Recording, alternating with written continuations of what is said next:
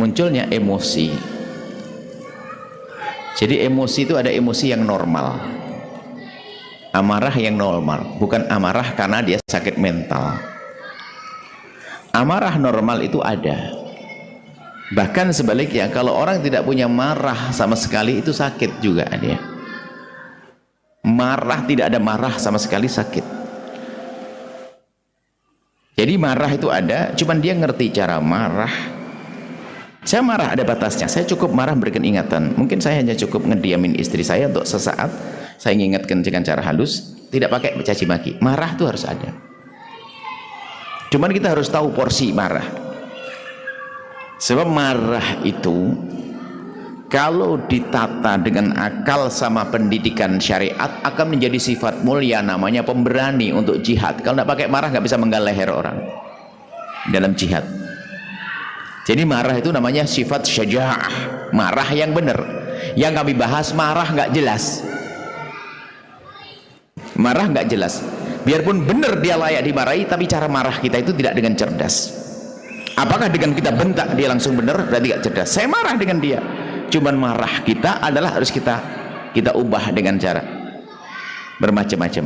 Sampai mungkin karena marahnya penuh bijak, seorang anak itu dipanggil ayahnya biasanya ngomong depan sini, Ahmad, ya bah, abah mau ngomong. Gak ngerti ayah marah itu, nggak lagi abah ngomong masuk kamar, gemeter dan dia masuk kamar karena abahnya jarang marah-marah gitu. Dok, sudah berarti loh abah ngomong di kamar saya, tutup pintu. Kayak pintu dikunci lagi, apa ini? Sudah ngerti langsung, belum apa udah maafin saya bah, bisa ngomong gitu karena apa? Ngerti, ayahnya tahu kalau dia bersalah. Ayah mungkin siapa ngomong, kamu ngapain tadi, kemana sayang? Coba kemana yuk?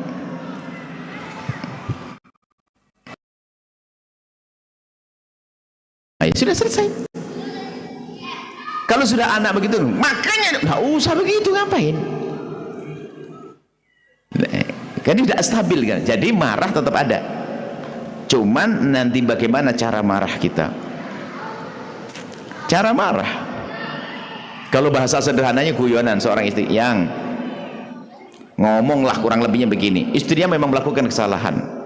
Contoh, istrinya lagi menggunjing. Gunjing kan dosa gede. Coba istri lagi menggunjing, lalu anda ingatkan, yang jangan gunjing, nggak boleh, dosa. Ini memang beneran ini, mesti balah, bantah dia, bantah dia. Tapi kalau mungkin dengan suami yang bijak, yang abang mau ngomong nih, abang mau marah, siap nggak marah? Marah apa? Bener nih, siap nggak? Marah apa? Bingung. Nggak boleh marah loh ya sayang. Yang marah biar abang aja yang sayang. Menggunjing adalah tidak boleh. Menggunjing tidak boleh, haram, dosa. Aku dengar kamu telepon menggunjing. Istri membantah, bentar dulu dong, tadi janjinya yang marah kan saya saja. Maksudnya bahasa marah itu perlu kita olah hari ini, sehingga marahnya berbobot. Sehingga jangan sampai seorang ibu itu anak pada bingung, Umi kalau sudah nggak marah jangan aneh, ayah kalau nggak marah aneh. Ini kan jadi bermasalah rumah tangganya. Nah, kalau bicara tentang emosi yang nggak stabil itu adalah tentu ahlinya. Kita datang ke psikolog untuk bisa membaca keadaan kita, untuk masuk membaca ini bukan ngobrol. Nanti kemudian pengen tahu permasalahannya apa. Kalau tanya sebabnya, ada sebab dari luar dan sebab dari dalam.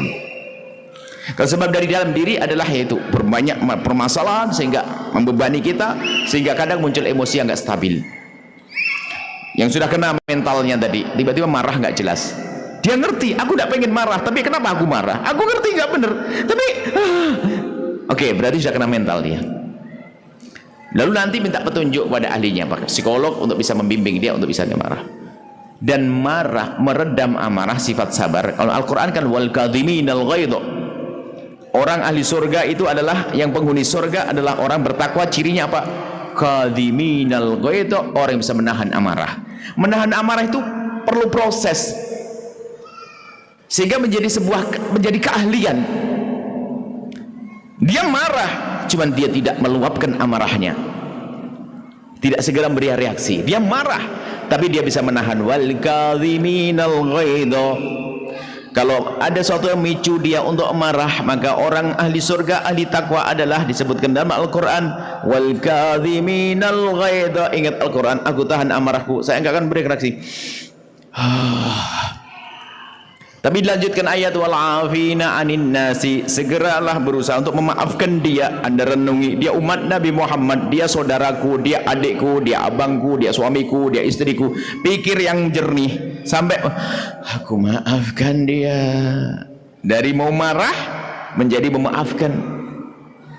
Setelah memaafkan, ternyata memaafkan pun kadang belum tuntas. Kadang masih ada sisa-sisa yang tumbuh.